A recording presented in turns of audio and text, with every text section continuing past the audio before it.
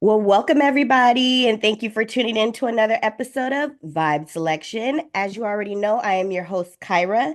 And on today's episode, I have a very special guest joining me today. I have Tracy Christian, who is Hollywood's top Black talent agent for over 25 years within the entertainment industry. She is the president of TCA Management, a talent boutique agency that represents various actors, producers, writers. She has many accomplishments under her belt, such as Forbes, The Hollywood Reporter, Black Enterprise, Essence. Tracy has also represented a variety of top talent in Hollywood, such as Mona Scott Young, Academy Award winner Octavia Spencer, Emmy and Golden Globe winner Jeremy Piven and Elizabeth Moss, Toni Braxton, and Tisha Campbell, just to name a few. And today I have her vibing out with me today. How you doing today, Miss Tracy? Thank you for coming and vibing with me. I'm doing great. And I'm gonna say, not like I have what is it when you're insecure? Anyway, Oh, I I know you're know not I'm a great insecure. agent. I know it's my calling. I love doing it, but I don't think I'm the top Black agent. Oh, I come on think now. me and some of my colleagues, we are we exchange the position over the Okay, years. that's fair. So yes. Spreading the wealth, you know? Yes, yes. They've done extraordinary things. And the name of my company actually is TCA MGMT. TCA MGMT. Got it. Perfect. Noted. All right. So let's get a little bit into your background. So you were born and partially raised in New Jersey, and eventually you moved to Seattle. And then eventually, No. oh, excuse me. Okay. So you were born and raised in New Jersey. I do also Yeah, my remember. mom. Go Oh, do ahead. you want me to? I can just. Yeah, So actually, my mom and dad met when my dad was in the military and he was stationed in Seattle. got it. So, and my dad is from Jersey. So after my dad got out of the service, we moved back to his hometown, which was Newark, New Jersey, Brick City, Hmm. when I was a baby. And I lived there until I was 9 years old and then moved to San Francisco to grow up and then to Los Angeles to really grow up. Perfect. So I'm a Bay Area girl. I was born in San Hey! Francisco, raised there, still live in the Bay Area, native till I die. What was your experience like living in sunny foggy San Francisco, shall I say? Because it's Foggy always very ass, foggy. cold San Francisco. San Mhm. Francisco, I'm just going to say God is good. And one of the things I love most about the Lord is we think we're doing something. We're playing checkers while he is playing chess with our lives. He is so many moves ahead of us, and we can't possibly know. He takes us to a place and we're like, why are we here? And then 25 years later, we know why we were there. But I grew up in the projects of Newark, New Jersey. And when I moved to San Francisco, I felt like I was the scariest thing in San Francisco. Uh, because it's a total culture shock. Everything is different. The food, the looks, the music, the architecture, the weather, you know, everything. And but what it was I was safe. Like for those of you who, grew up in places like Chicago or Philly or New York, Jersey, all of these rough and tumble, the inner city, it's nothing to see, girls start having babies at 14, 15 years old. Or, I mean, I'm not even going to go on like the blight, the economic, mental spirit, of the inner city. We all know that. But Right. San Francisco, especially the 80s, was wealthy, was booming, was liberal, you Mhm. know? I grew up in a city where if there was a gay, like an obviously gay man walking down the street, kids giggled behind him. There was that level of ignorance. And that didn't happen in San Francisco, right? Like I got an opportunity to expand my horizons to just really become a bigger, more international, more sophisticated person. And that would have been more of a challenge. Not to say that it doesn't happen in places like Newark, but you got to fight to give that gift to your child. Right. In San Francisco, it's just right there outside the front door. Right. And that's why I love the Bay Area so much. There's been times where I've stepped outside of the Bay Area and traveled to different states, and it's just nothing like it. The culture, the food, the people, the politics, of course, are completely different. But I've also realized how much of a box we kind of live in here. And sometimes when, at least for me, I will speak on myself about this, when I turn on TV and I hear, all of these things that are going on outside of California, such as abortion issues and things like that. We don't Right, have those sort of right. issues up here in the Bay Area. So when you go out there and you step outside to these other states that have those issues, you're like, wow, this is really an otherworldly place. And I am so lucky to be able to have the type of upbringing that I have living here in the Bay Area where I'm not closed-minded to other people. So that's one of the beauties about San Francisco and Bay Area, California. So did you grow up in the city? I did. I grew up in the city, but living in the Bay Area is so expensive. So you kind of move all over. So now I live in San Jose, the South Bay. Honey, San Jose was expensive too. What high school did you Not go as much to? as San Francisco. I went to Summit Preparatory Charter High School in Redwood City, the peninsula. Oh, okay, okay. Yeah, so I moved Because around. I was about to find out if I warred with your high school or junior high Um, or something. Unfortunately, not. I went to a little prep school. As did I. Yeah, I love the city, and like I said, it was such a blessing growing up there. And you know, the other thing, and you don't like to your point, you don't really know it until you leave. Right, Right? Like growing up in San Francisco, I didn't feel like I was getting some sophisticated upbringing. To me, San Francisco felt like a small town. And right, then when I moved to Los Angeles, I realized how different, how special it really is. right. It's a completely different world, two different worlds living in the Bay Completely, Area in San Francisco. completely. All right, so take me on your journey to where you decided to go to Southern California for school. So, I picked schools by virtue of boys. So there was this book. Every young girl, Um, of course. I'm still the analog generation. So there were all these books that would be printed, every year about grading colleges and, what's the top college in this field and that field. And of course, they would always print, what percentage male to female. Well, when I was in San Francisco, I went to a very small college prep high school Mm, called International Studies Academy. Doesn't exist anymore, but we were down the street from Lowell, and like my graduating class was 65 people, so mhm, teeny tiny. mhm, And I just wanted to have you like the stereotypical college experience because my high school experience was so different, right? I wanted to go on ski trips and have a football team and all of that. And I picked USC. mm. Um, my best friend at the time, we drove down in a hoopty from San Francisco to LA and we visited different schools, and she ended up going to UCLA and I went to USC. So we figured we had the town covered. Nice. And so you were, correct me if I'm wrong, you became almost not like a madam, but you started helping other girls to be able to get jobs in car washes, right? No, so so LA has 1,000 convention centers. And if Hmm. you've ever been to anything like I guess any convention, they always have people handing out pamphlets and things like that. Hmm. So I started an agency where you could hire those people.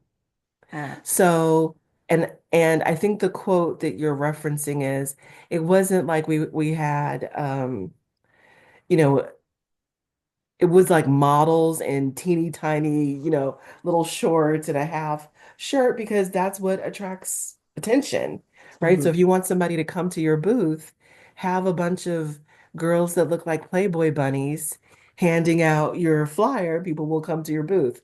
And those companies would book the girls through my agency. Ah, But okay.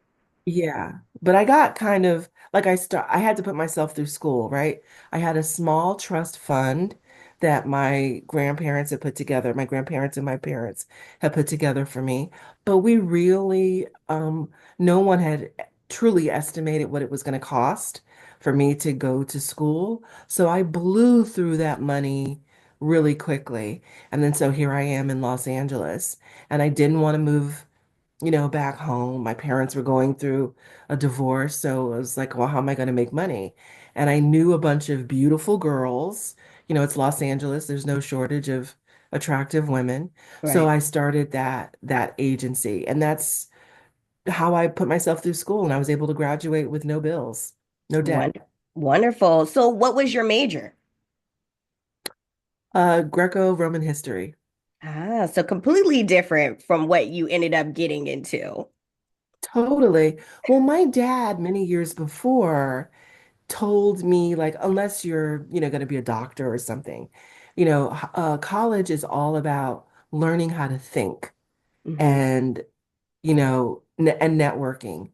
So I knew that I could be like, I like to learn. I'm actually a person who really likes school. So I just picked the major that was like the most fun to me, Hmm. and I love history, and Greco-Roman history was fun. Wonderful. So, okay, eventually you stumble upon, well, as you're doing your kind of thing and going about, you meet John Singleton and you meet Mhm. writer John Doherty and Joseph Joseph Doherty. Doherty, excuse me, Joseph Hmm. Doherty. And they convinced you, they're like, hey, like maybe you're trying to figure out what you wanted to do as a career. And they were like, hey, well, maybe, you could be a madam. You're like, I don't know about all Well, that. that's where the Madam statement came in because I had that business, I always had a ton of beautiful girls around me. And I was also a little bit of a, rock and roll groupie. So again, a lot of, beautiful women around me. So, but like I said, I got really sick of that business at a point because it is a little sleazy, right? Like it is some man calling you from, an insurance company and telling you like, oh, we're going to this convention and I need some hot girls to take pictures with my clients or, whatever, to man my booth. Hmm. And, yeah, it's just like after a while you feel grossed out, but it's not exactly like the most feminist thing to do. So I knew like, okay, I'm gonna finish school. That's gonna be good. I'll pay for school. But what do I want to do with my life? And John was older than me, and he'd already sold Boys in the Hood. Joe was actually the person I was closest to, and Joe was working with John. So when I was speaking to them, I was like, what do you guys think I would be good at? And John said, well, you could either be a madam or you should be an agent. And I was like, gee, thanks, fellas. I don't want to go to jail, so being a madam is out. I think I'll be an agent. And John was really instrumental. He helped me get meetings around town, and I got a job. When you want to become an agent, you start off as an assistant or in the mail room or whatever. So he kind of taught me how to get my first job in Hollywood. And what was the experience like for you when you eventually landed your first job in Hollywood? It was surreal. So I don't know if you've ever had the experience of going a place and being like, this is where I belong, right? Yeah. Like I'll never forget that first day. And I didn't know anything. I didn't feel like I was, that I had a working knowledge of film or I did not feel up to the task. I knew I had great secretarial skills and I'd run my own business, but that's not Hollywood. I knew I was about as far from Hollywood as you could get. But I sat down and there was like an instinct that came over me, like I knew what to do. Hmm. I knew how to present myself. I knew like, oh, we should rearrange, how the headshots and resumes are. I knew what to do and I thought, okay, well, I'm home. Right. So being now, when you got into this particular industry, when you got into working in Hollywood, were you kind of versed around other people of color, or were you the only minority within, your job? Oh, I worked for it was well known, but what's called a bi-coastal boutique talent agency. So the biggest agency at the time was a place called CAA, which you may have, CAA is, kind of world famous. And by comparison, I think CAA had 1,500 agents in just their I don't know, maybe not just their Los Angeles office, but CAA had about 1,500 agents, and the company I worked for had 10. Wow, So very that'll small. give you the difference in the size. Hmm. And the company that I started at, we really specialized in representing classically trained character actors. So most of the client list had gone to ART, which is the theater arts program at Harvard or Yale or um, Columbia. They trained to be actors and they were working with auteurs. They were working with, like, David Mamet was writing roles for our clients. Martin Scorsese, you know how he often uses the same actors over and over again. And we had clients that were in his repertoire. So that's what I did. The great thing is it was an opportunity for me to really develop my taste and to develop an appreciation for what I did know. And we also had tons of clients on Broadway. Even though this was a boutique agency, like every year we had a play that we had clients in nominated for Tony or a client nominated for Tony. So it was a really fertile training ground. Hmm. Now, when you worked in this industry, when you got into the industry, did you experience any sort of discrimination amongst your Oh, I'm peers sorry. or your Yeah. I've bosses? totally missed yeah, there's no black people. There's no black people. There's no black people. I was the only black person at that agency, period. Mhm. Um, when John got me my meeting at CAA, there were next to no black people. It was very like, and it was still the age when if you were a black agent, whether the person was a director, I'm not going to mention any names, but there's difference, the way agencies divide agents, their departments. There's a lit department that covers writers. There's in the old days, there used to be a television and a feature department, but a lot of places have merged them. But you don't just agent, right? Like Right. they're different. Some Check them people all. represent cinematographers. Some people represent, right? But when you were black and you came in the office, if you were above the line, whether you were a writer, a this, a director, or whatever, they just gave you all to the black agent. Like you guys spoke a Ebonics to each language, other. right, that nobody else spoke. Right. Good speaking But code. no, there was no black people. There was no black people and black material, like unless it was August Wilson or something, you know, like that. Black material, black shows weren't taken seriously. There were no black prestige shows on air. Right. Most of the black shows were comedies. Hmm. Um, yeah, there was no black anything. And places didn't want to have too many black clients, right? Mm. Black people, just like in the general market, black actors tended to make less money and they were not the leads in feature films, unless it was a Spike Lee film. They were not the leads in television shows. So if you were trying to make a movie star, you had a harder time. Look, and there was still Denzel at the time and Wesley Snipes, but it was a much harder road, you know, um, than it is today. I won't say harder, I'll say different, Right. different. Now, with dealing with these clients and, working in Hollywood, was there ever a time when you were representing a client or doing a deal for a client or so forth, where you felt racial bias towards a client you were representing or yourself when making deals or trying to represent somebody? Oh, all the time. The worst bias is the unconscious one. Mm, You know, most people in Hollywood consider themselves fairly liberal, fairly open-minded, and they are not aware, and I put myself in that as well. They're always not aware to their internal biases, whether they be socioeconomic, race, religious, whatever, right? We all come to the table imperfect people. And to survive in this world, we do need to jump to conclusions, right? You're a woman walking down the street and you see some guys across the street.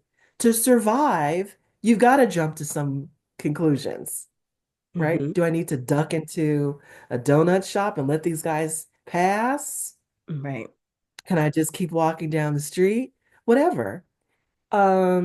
So all the time. So I represented like about 40% of the cast of a show called The Wire, I love that which show. by the way, while The Wire was on, like The Wire never won an Emmy, never won a Golden Globe on the acting side. I think the only award we ever won um was it was a maybe I think they got an Emmy for the writing in the final season or something.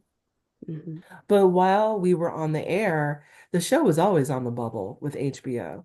It didn't get, millions and millions of viewers until subsequent seasons. But so here we are, I represent Felicia Pearson, who's Snoop, a guy named Corey Parker Robinson, who's one of the cops. Andre Royo, who was Bubbles, was at the agency I was at. Jamie Hector, who was Marlo, was my client. Um, Famously, Michael Kenneth Williams, who's Omar, was my client. hmm Clark Peterson, who was one of the cops, was at the agency. John Doman had been a client. Um, and I'm sure I'm forgetting, a few people. So I had a lot of wire business I and see. a lot of wire business. And the thing about The Wire was Alexa Fogel, who was the casting director, who has brilliant taste. Many of these people, like, Dominic West is British, and doing a Baltimore accent. We know Idris is British. Adrienne Gillian, who's the teacher, British, Mhm. but they're brilliant actors, right? So they can do whatever accent you need them to do. Okay, so I tell that story to say we are off season and I'm pushing Michael for different films. And we get a film and it's a Western. And, I'm talking to the casting director and they offer him $10,000 a week for 1 week of work on this film. And we're going back and forth. And ultimately, I go back to the casting director and I say, thank you so much, but we're going to, pass. And she said, pass? Why are you passing? Like, this is some guy, like, he's not an actor. Like, he's just on the show. She just picked him off the street. He may never work again. Mhm. And for a lot, those men, particularly those Black men, did such a great job in their roles. Many people, again, we talk about unconscious bias, right? Because Mhm. Michael had this scar bisecting his face, so does Jamie Hector. And they just automatically felt like, oh, this was some guy that was in a gang. Alexa Fogel has great taste. She picked him off the street, and he's good in the role. She could not know that someone like Jamie Hector, has had films in the Cannes Film Festival before The Wire, Right. that, how much training he's had. They automatically just assume that, like, you play a gangster, you got a little gangster in you. Like, Michael was a dancer, okay, and became a trained, and that's something like you would never assume about a white actor, Right. right? They would Right. automatically go to, you went to school, you went, and then be shocked if the person said, no, that the audition I had for The Wire was the first one that I ever had. No, Right. Right. And they I think, all assume, like Michael found Snoop in a club and got her an audition, and her role grew and grew and grew as her skill set did. right. But that was a trip. And because I'd always represented trained actors, it was a trip for me to, Mhm. like, why are you assuming that this person has no education? Right. And I think it goes back to the conversation that I was having earlier in the beginning of this interview about, how, when you're not exposed to certain things, you have a perception of what things are supposed to be. And I'm sure for a lot of these people that are running, white people that are running things in Hollywood, they have a perception of what Black people are. They have a perception of what Asian people are, Southeast Asian people, and the list goes on because they don't see representations of them on a daily basis, or they may have never seen any representation of them. So all they know of them is what they see on the news or what the TV What presents you to see them. on television. Right, And because, even if they do, as you pointed out, even if they do know someone who has a different orientation or different race, usually the relationships are so superficial right, that you're not really truly getting to know the culture and the person, right, you know? right. So how do you So that navigate? that was yeah, that was a trip, but I put that on my back. Like, once I saw how the world saw these men, I was like, ah, they are not ready for me. They are not like one thing I say about myself is, I know I sound like a valley girl. I know it, but I'm from Newark. I'm from High Street, 685 High Street, apartment 10D in the projects. And I wholeheartedly carry that with me. And I love that. I love that because your prejudices will get you effed up. Right. I Yeah. will fully take advantage of you because if you look at me and you're like, okay, they have to make assumptions about me. Fine. Think that I'm passive, not well educated, or as well educated, or I'm not as well trained, or what have you. Mhm. I will take advantage of your biases and your prejudices. And I think that's been a huge part of me being able to win in my career. You don't think I'm as dangerous, I'm a good as good of a negotiator as this white guy who went to this school. But let's just watch and see. Right. And you show and prove. Yeah, I could show you better than I could tell you. Right. So how do you navigate through those biases? Do you have when you sense that there is a bias going on there? Do you show with the proof in the pudding with the work and say, well, here's the resume. The resume speaks for itself. Or has there been a situation where you've had to change someone's mind about the perception of their racial biases? Like a single conversation with someone who you felt like was being racist in this industry. It's changed over the years, the way I handle things. I think as a young agent, I was very like, rah, right? And it was about breaking people down and a little bit humiliating people and embarrassing them, quite honestly. Now, older,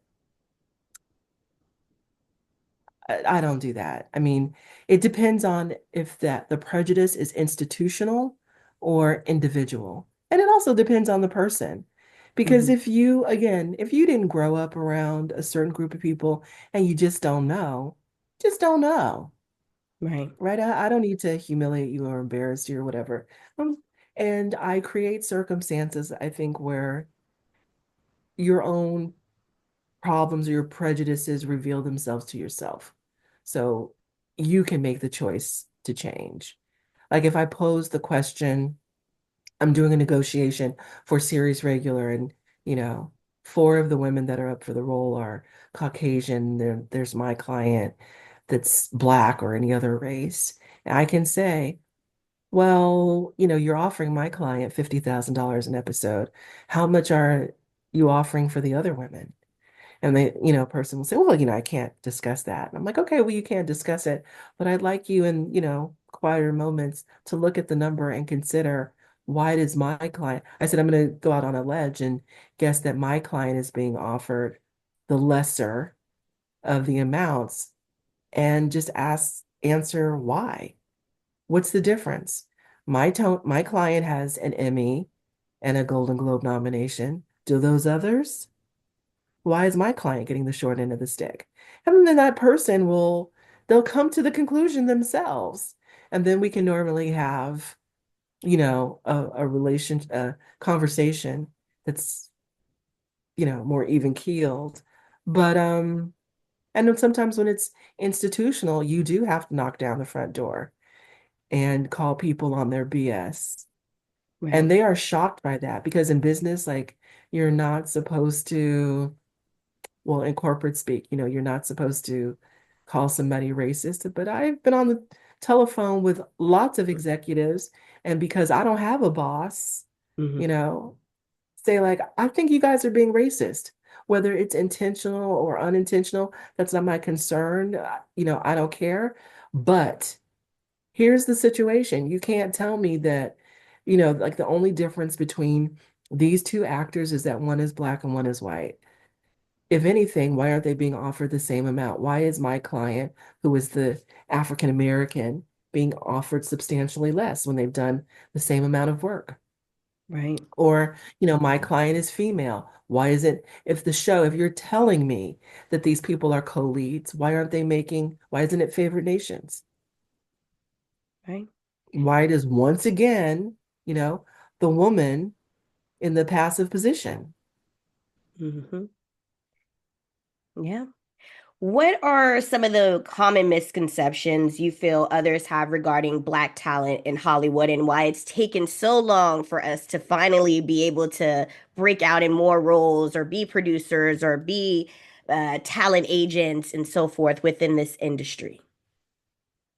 Oh, I mean, it's a complex challenge. It's a complex challenge, but it all goes back to us, right? So the first thing that I'll say is, my dad talked about, when he was growing up, what a black neighborhood looked like.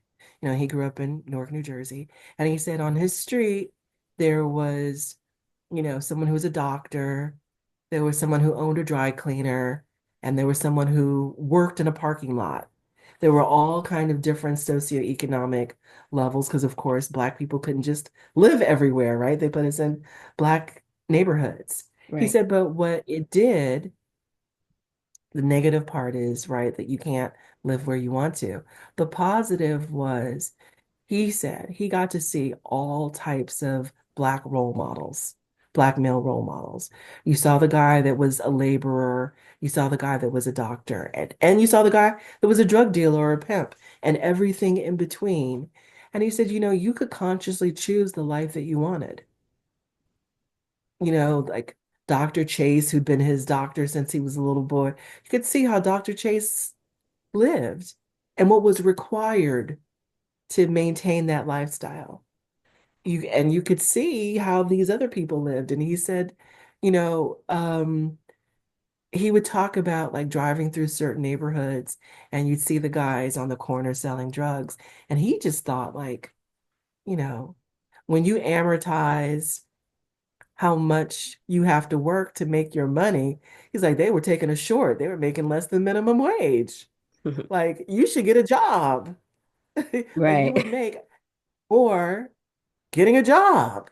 If you got to stand outside for 12 hours a day to protect your corner and, dodge bullets. And what he's like, that's how much did you make today? But anyway, long story short, I've even forgotten your question. I've been rambling so much. I'm sorry. So I asked, what are some of the common misconceptions others feel regarding Black talent Oh, within the entertainment industry? so Tyler Perry, I thought said something really smart a few years ago. BET was celebrating him, and he said, if someone won't give you a seat at their table, you should build your own. And Man. he's definitely built his own and built tables for other people. And historically, that's what Black people did. And we continue to do it in a lot of different fields.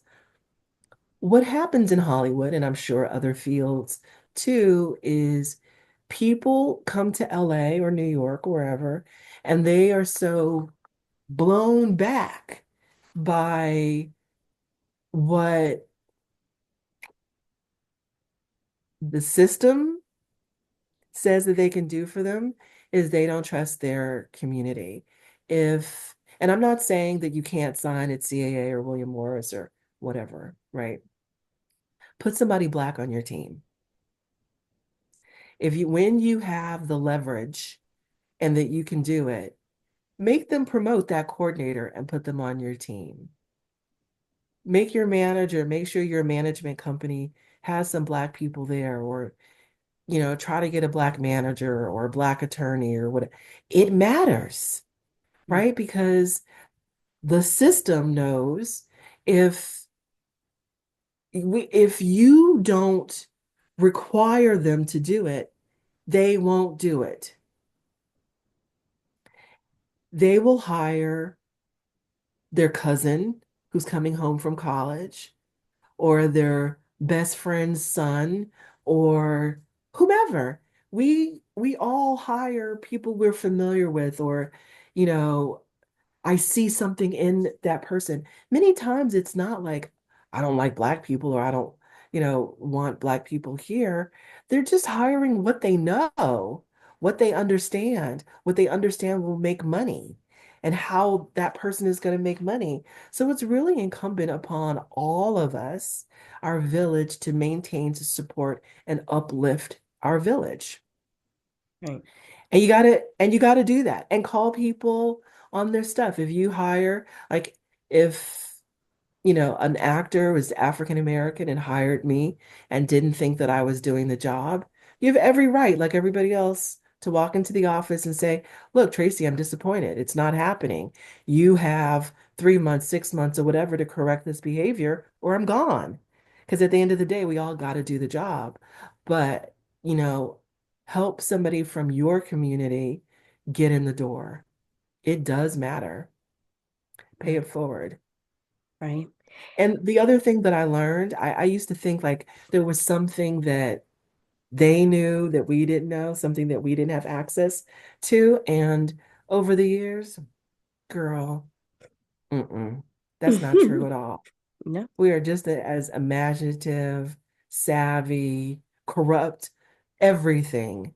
Like, you could do this job. Somebody just needs to give you the opportunity. That's absolutely. it. Because I've, myself been in places where there's no representation of people like myself, Black women.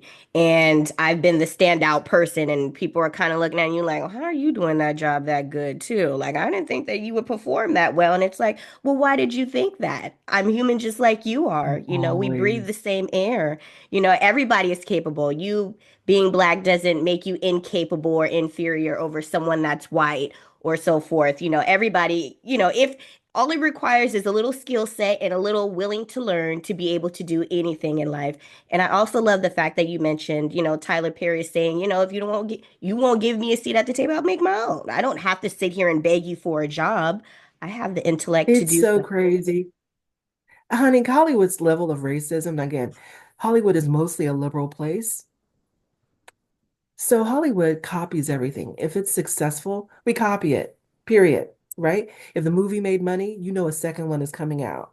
When a TV, a procedural show, a cop show or whatever, there's going to be something that's just like it that comes out. That's what we do.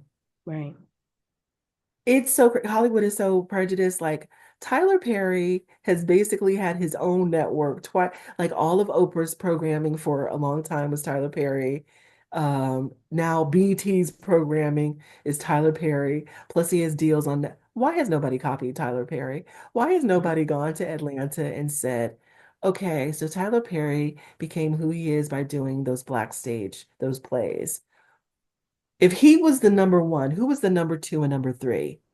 Right? Like clearly this type of content, whether you understand it, appreciate it, like it, whatever, works. Hmm. Where's the second Tyler Perry? Right. They're like, nah, this nigga, you know what? This Negro got enough power. Let's make sure that there's no other Tyler Perry. But but it's not true on the flip side. Like when John Wells or whomever else, Chuck Lorre, who does mostly half hour, because Tyler Perry does a lot of half hour or did. They replicate those people over and over.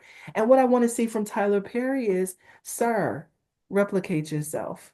You've been in business now, over a decade. Who have you trained up?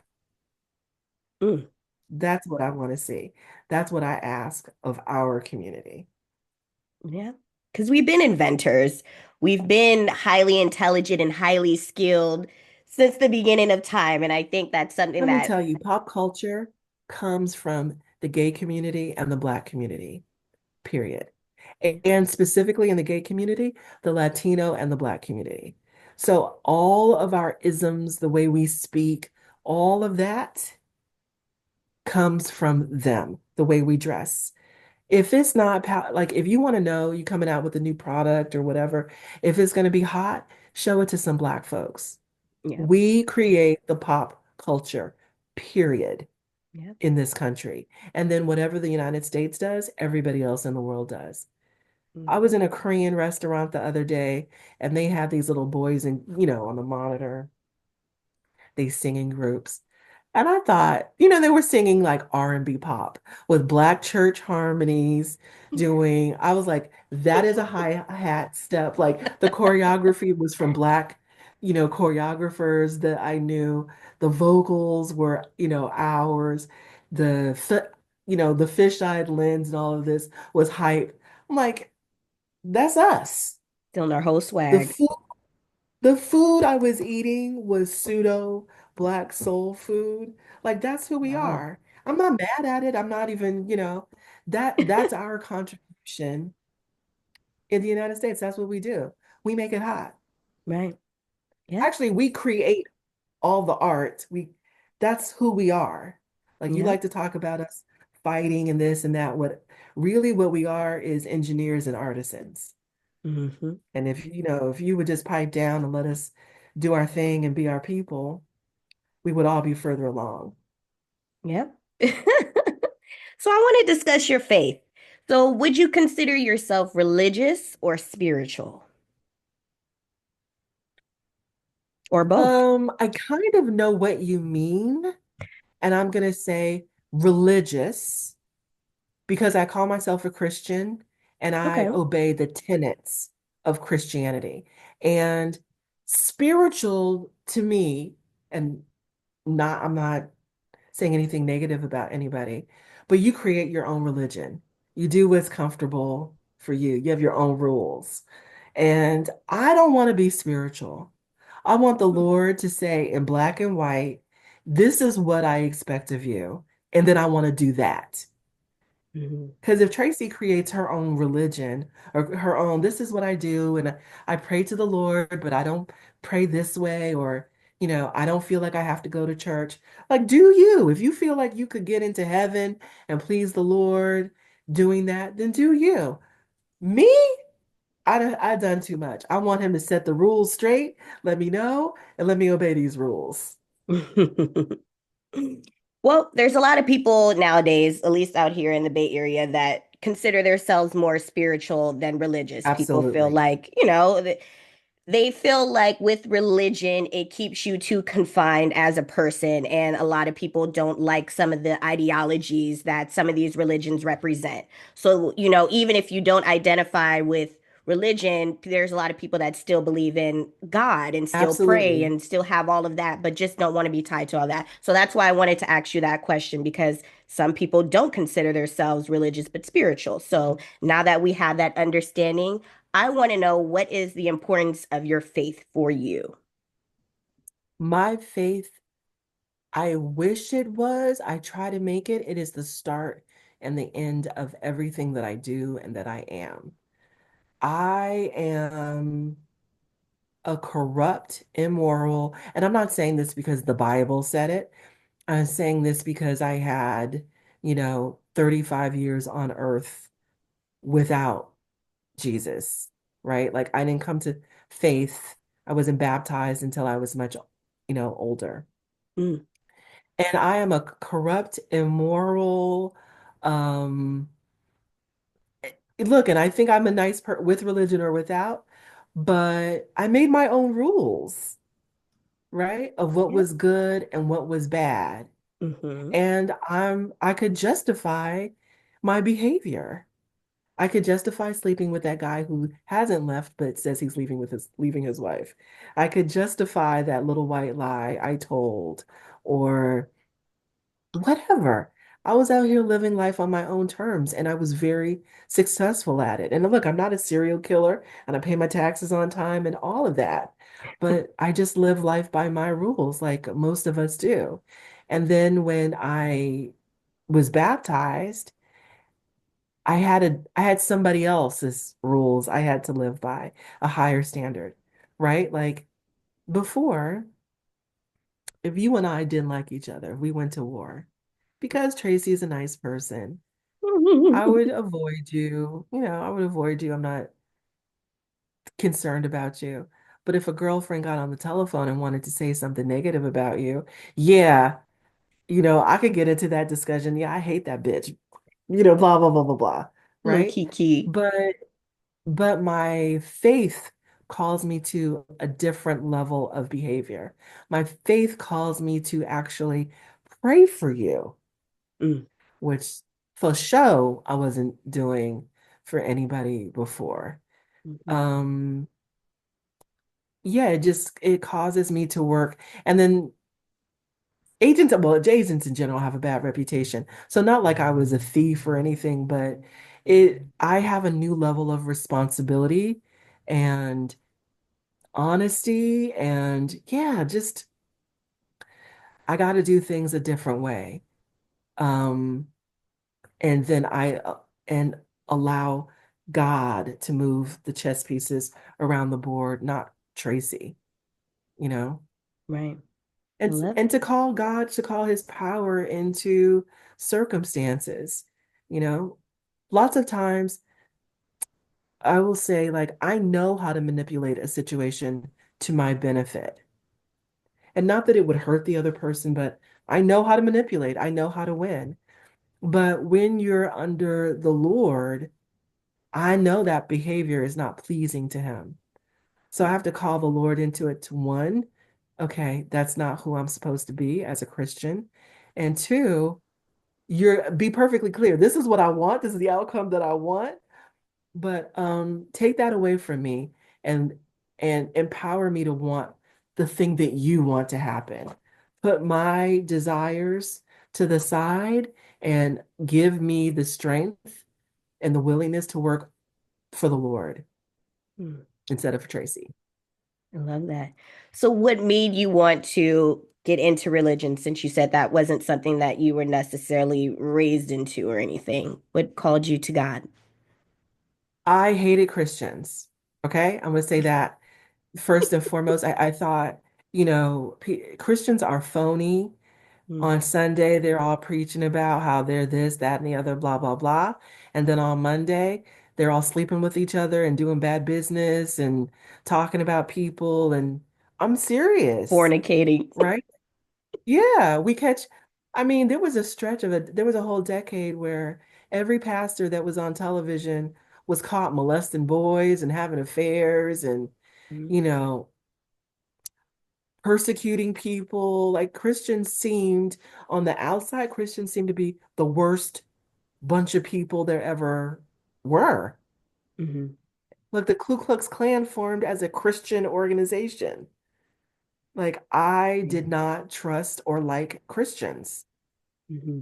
And of course, there was a weird set of circumstances where I ended up hiring an assistant who was a devout Christian, which I thought, oh gosh, what have I done? Now I have this like very devout, okay, Pentecostal. But she and I developed a beautiful sisterhood. Not only was she the best assistant I've ever had, and she was the best assistant at the agency, and everybody wanted her, but usually the way agencies are set up, I have an office, and just right outside the office is my assistant. So she's like my personal secretary. So there was no hiding from me, right? And I saw the way this young lady carried herself, and I saw the weight that it imposed on her too. Mm-hmm. And simple things like not engaging in gossip, not swearing, not just I saw her praying for favor, for relief for other people, people who tormented her at the agency. I saw that. And so my father got sick and I asked her to pray for him. And I halfway believe that, I mean, I think focusing positive energy on things, there's nothing, there's no harm there, right? Mm-hmm. But I got into a place in my life where, you're like, is this all there is? I had the right boyfriend, good looking, he has money, he's this, that, and the other. I had the job I wanted. I had the clients that I wanted, and their careers were, doing this, all of that. And I wasn't happy. I was definitely at a, is this all there is? And what I say now is I had a God-sized hole in my heart. And I tried to fill it with a lot of different things. Success didn't fill it, money didn't fill it, working, whatever, all the th therapy didn't fill it. It remained there. And it wasn't until I decided, I showed up at her church one day without telling her. I just popped in and I said to myself, I do not believe in God. I don't. And these people shouting, and it was, like I said, Pentecostal church, talking about the Holy Ghost, whatever. I think they look foolish. They look ridiculous, and I'm embarrassed for them, Black people. Get off the floor, stop shouting, stop dancing. But it doesn't cost anything to join this church. I'm going to give God 30 days and I'll do everything that this pastor says, right? I'm going to give this 30 days and then just compare where I am emotionally, financially, all of that stuff at the end of 30 days. And if it's in a good place, I'll give it another 30 days. And that was approximately 15 years ago. Wow. And here you are today. Right. Like, what does the Lord say? Taste and see that the Lord is good. Yeah. So he proved to me that one, he exists, and that all the stuff that I gave up to be able to call myself a Christian, I don't miss. He filled my life. So yeah, I'm still here. So, how do you find peace or grounding when the pressures of Hollywood or just life in general gets overwhelming for you with your faith? Through your faith, rather. Through my faith, I mean, I try to move closer to God. I'm just very, very, very honest. I'm an only child, so I'm accustomed to figuring out things myself. And I feel I have to remind myself sometimes that I have a savior, like I don't have to take it all myself. But I go back to God and I ask him, like, what should I be doing? This feels impossible for me to carry. What should I be doing differently? And Usually it's just very simple. It's prayer. Like I read scripture every day. It might be, okay, study this certain thing, right? Instead of just kind of randomly reading scripture or volunteer for this ministry at our church. So I'm giving more of myself. But really, it's just being in dialogue with God. And again, affirming for myself, finding scripture that says this, but affirming, I trust you. As much as I know how much my mother and father love me and would do for me, like your mother and father would give their life for you, I have a higher power that has already given his life that will do anything. You know, when you get naked in front of the Lord and you really are just honest and say, my faith is not huge. It's not like I look at some people, they seem to have such amazing faith. Like, I don't have that. I need reminders and, whatever every once in a while. The Lord does come through. He knows like I'm nothing but human. Like Yeah. I'm imperfect. I'm imperfect. And I just the way I would with, oh, I'm sorry, go I ahead. always like to say we are perfectly imperfect human beings, in our eyes and in God's eyes. So I go back to him. And sometimes, just like I picture in my mind, like you would with an earthly father, it feels so like my father has since passed away. But, you know, the idea of my father being able to hug me again, just feeling his arms around me, what wouldn't I give for that? But when I need the Lord, I do picture the Lord covering me with his wings, right? Making a safe place for me and then empowering me to go out and do something on the level I never knew I was capable of. Like when I sign clients, I pray about them, I pray for them. I go to the Lord, like, what am I supposed to do for this person? Give me like a supernatural ability to achieve the goals that we set out for that person. And he does Hmm. all the time. And that's the power of belief is when you believe, he will make sure things happen for you. That's all you have to do is just believe and put in the work. A lot of times there are people out there that want things handed to them on a silver platter, but don't want to put the work in it. And that is obviously not you. That's why you've been able to be in this industry for 25 years plus and be one of the top Black talent agents and have this wonderful lists of clients that you represent and all of these people's lives that you've helped touch along the way. Without yourself, your skill set, your mindset and all those things, and without God, where would you be today? you know where would little Tracy be? I don't know where little Tracy would be. But yeah, I really do. I pray about my business, like what I want for my colleagues. Pray about our colleagues, I mean our clients and their business. Um, and look, when the pandemic, again, nothing to anybody else, but the pandemic was a tough time for every industry.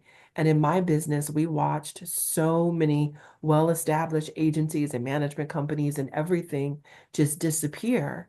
And you know, we didn't. We're still here. We were still able to pay our people.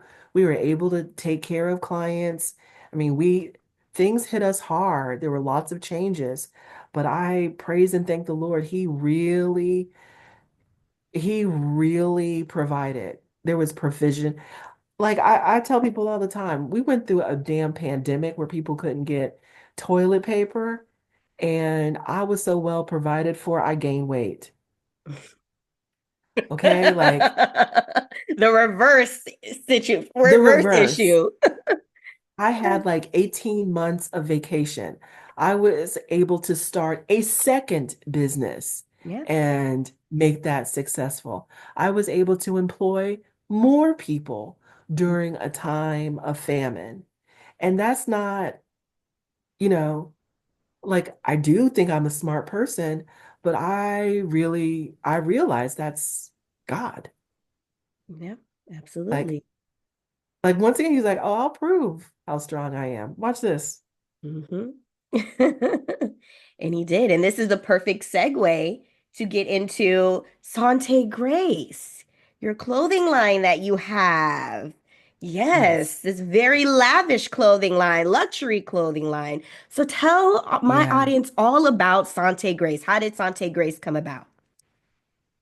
So I'm a big girl. I've always, always been a bigger person, and it's always been hard to find clothes that fit, right? Whether I was a size 14 or 24, always hard to find clothes.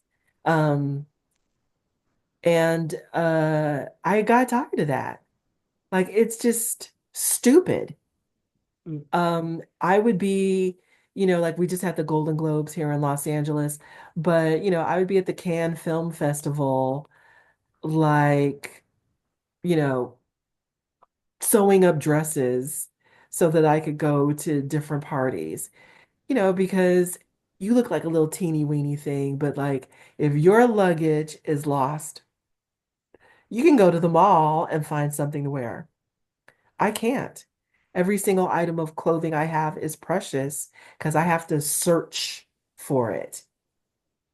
So, and I knew like there are other women like me. The other thing too is if you're, whether or not you're a professional woman, I was gonna say you don't need to be a professional woman, but if you're trying to climb that corporate ladder, it's hard to do it in fast fashion. You walk into a boardroom, a staff meeting, whatever, the men have on their Brooks Brothers suits, thinner women are wearing whatever they're wearing, and you have on something from, I don't have to mention the names of these plus Fast size fashion. stores, Mhm. Right, right?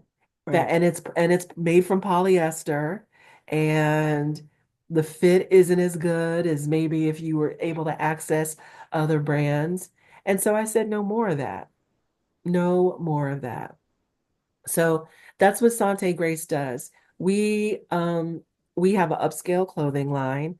Most of the fabrics that we use are cashmeres and silks, fine linens. It's produced right here in the United States. Mhm. Uh, yeah, like I want the fabrics to touch my body, to feel good and look good. And when somebody touches me, I want it to feel good and look good. And so we've been featured in a number of publications, and things are going really well. Yeah.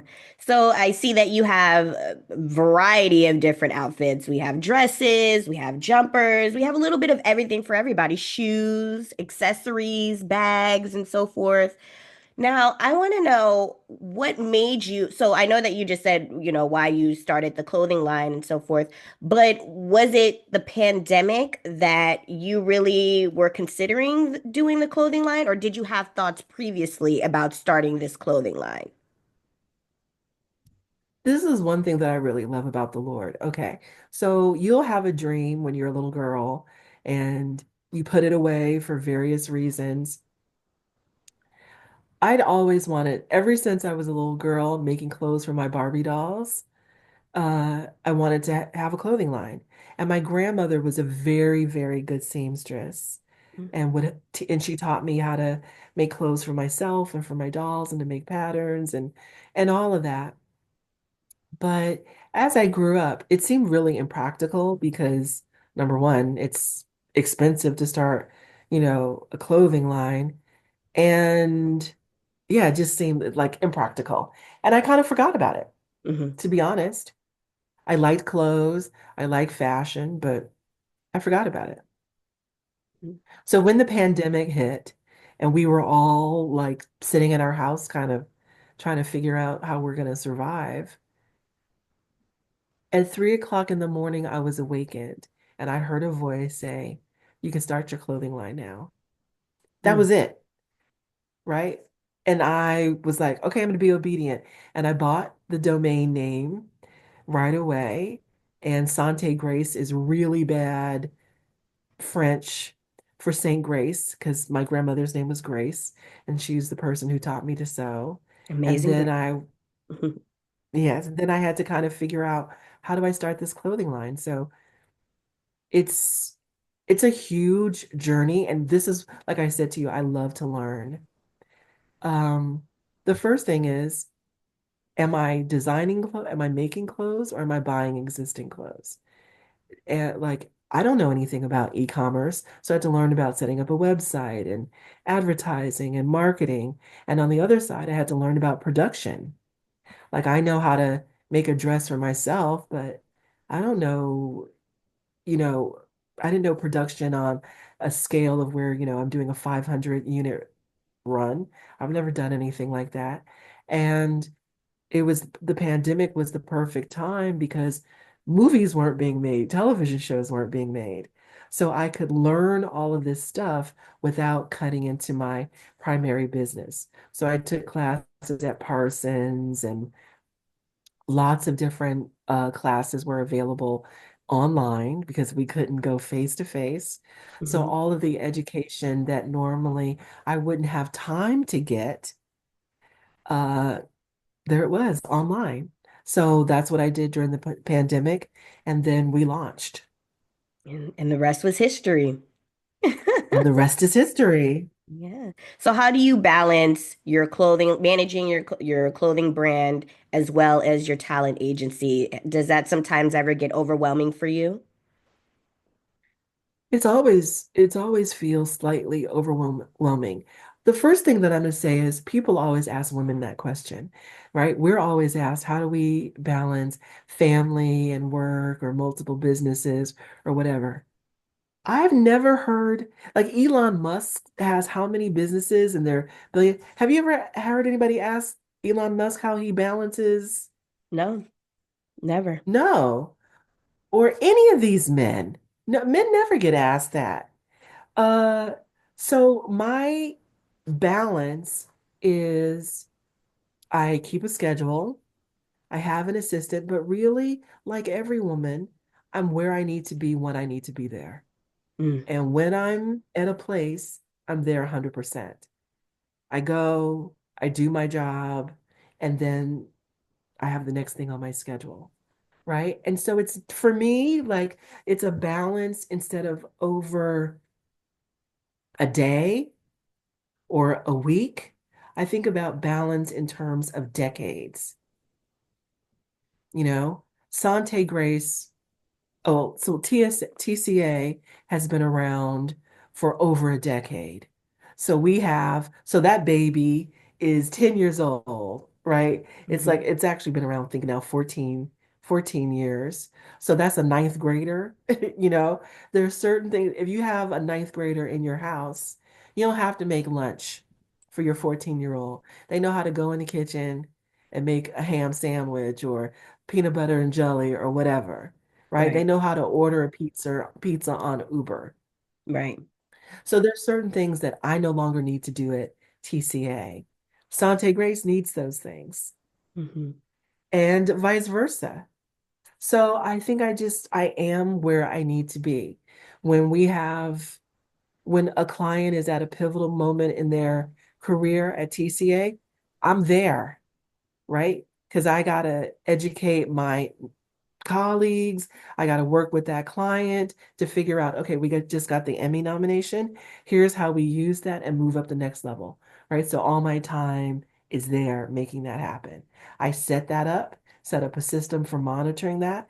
Now I can go to Sante Grace with an eye over there. So that's how I balance. Wonderful. I love that. The jack of all. So, what advice would you give other Black entrepreneurs or future talent agents, such as, that want to make it within the entertainment industry? I would say remove fear. Mm, Think about what you want and who you want to be and call the future into the present. Like if you say it's really hard, it's I want to be a talent agent, right? But I don't live in LA or New York or what have you. Figure out the steps that you can take to be a talent agent and just do it. don't, I just feel like now that again that I'm older, we have so few days on this earth. When you're in your 20s and your 30s, it does feel like you have all the time in the world. It feels like you know that you're going to pass away at some point, but it feels like, and it is, that that's 100 years away. It's Mhm. not. We have to make every day count. And so when you have a dream, figure out how every day you can move an inch, a foot closer to that dream. And that's you, whether you're an artist or whatever it is you want to do. You want to get married, but there's no men around you right now, or women, or whatever it is. Figure out how every day I can move an inch closer to my goal. And I don't have to be working on all my goals simultaneously every day. And, oh, I didn't get to work out today or whatever. But find one and do that. And when you operate with that intention, it informs everything in your life. Yeah. Everything will be affected. Because what we do as human beings is we stack success. When you are afraid, like you don't remember it, but there was a time that you were afraid to go to school, that you were afraid to leave your parents or afraid to leave their house. You didn't have a choice. You had to overcome it because they were kicking you out to school, but you overcame it. And then going to school was no big deal. And there was a time that you were afraid to dance in front of people or whatever it was.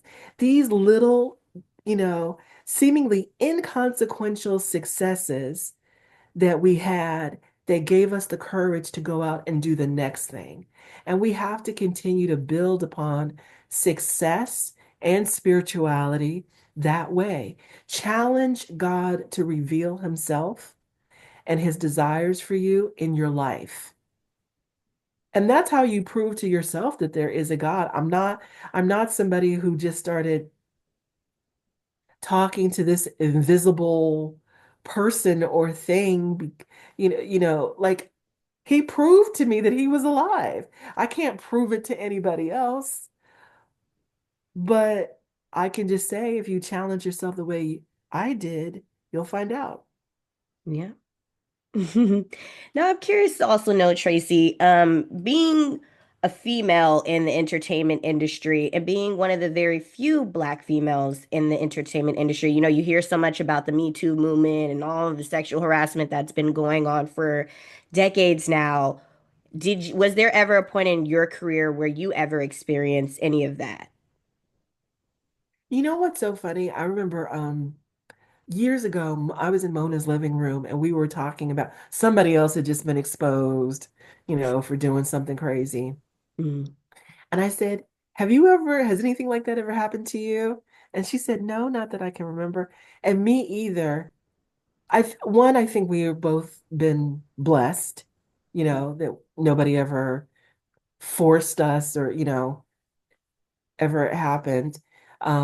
Because a lot of this is against the person's will. But I know a lot of women. I know tons of women who were in circumstances like that, like do this or you don't have a job, or, you know, somebody led you to believe that you have a relationship, but it was just, you know, something else. Yeah, people are corrupt. That's the long and short of it. And we build a better environment and community and world where we don't allow that. And then I think instead of forcing, look, I don't have an answer for it, because like I said, it's not a road that I've, had to walk down. But instead of forcing these women to come forward who are then, you know, ostracized again, punished to get victimized again, like, the courage it takes to come forth about a Harvey Weinstein, and then you have to prove that you're not lying, and you have to testify, and he's suing you like you're victimized again. Well, people know. I don't know. I feel like we're victimizing the victims. Somehow we got to figure out, like when you are, this is going to sound very naive of me, and maybe I feel like if you're a pedophile, you know you're wrong. You know your desires are wrong. Is there not a place in your brain that says, let me go to therapy? I don't know, like, Let's go let get me some get some help. help. Right. Right. Like when you're addicted to drugs, you know you're addicted to drugs. And you make the conscious, is it conscious decision? I don't know. To say, okay, I'm not ready to quit drugs yet. I'm ready to quit drugs. I don't know. Like, can we stop victimizing the women? I Right. just see like, I don't know. They make these women come out and confess what happened, and then the guy doesn't even go to jail or anything. And it's just crazy. Like you said, there's a lot of corruption, and the entertainment industry is still being run by men. And I think a lot of the reason why they take advantage of these women is because, they have the upper hand, they have the power, they have the Of control, course. and so, there's people that like to abuse their power, and that's not just in the entertainment industry. It's in the corporate It's sector, it's everywhere. in everyday life where Yeah, bosses you're have right. taken It's advantage of their everywhere. employees. Yeah, and it's sad and it's sick, but that's kind of, I hate to say it, it's almost kind of like human nature because you hear it happening so much and it's everywhere. But it's Promote more women. right, I mean, I think we're bad too. We've got our things, but we're not molesting as many people, or we're definitely not right. raping people. With more of a But conscience. yeah, I don't have an answer. Yeah. I don't have Well, an I'm answer. glad that But you've never experienced that firsthand. So, yeah, I've never had anybody force anything, but it is interesting, like how many, men, they'll leave the door open, like you can walk through. Like, no, honey, forget like, come about it. on now, just peep in a little bit. Let me see you a little bit. Like Like, they I'm good, are homie. so, yeah, it's like so crazy. Like, I know your wife. This is not happening. Right. Okay. Get somebody else to do it. All right. Well, I know that we're kind of pressed for time. So I want to thank you so much for joining me, first and foremost, Tracy. It's been a pleasure to have you vibing out with me today. Please let everybody know Thank you for where they inviting me. absolutely. Please let everybody know where they can, find your clothing line.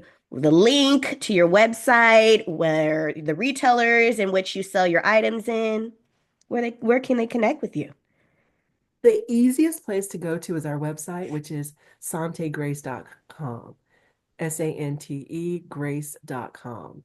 It looks like we're going to be in a few big stores, so fingers crossed with that we can negotiate those deals. But you can find us on IG and at our website, santegrace.com. And Wonderful. frankly, if they mention vibes, hit me and mention vibes, and we'll give you guys a 15% discount. Oh, I love that. Thank you so much. You guys heard it now. So she's gonna give me the code. So y'all go up and run up her register.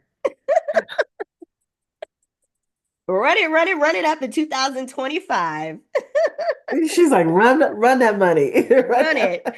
Well, I want to thank you all for listening to another episode of Vibe Selection. As you already know, I am your host, Kyra. Stay safe, stay healthy out there. Bye.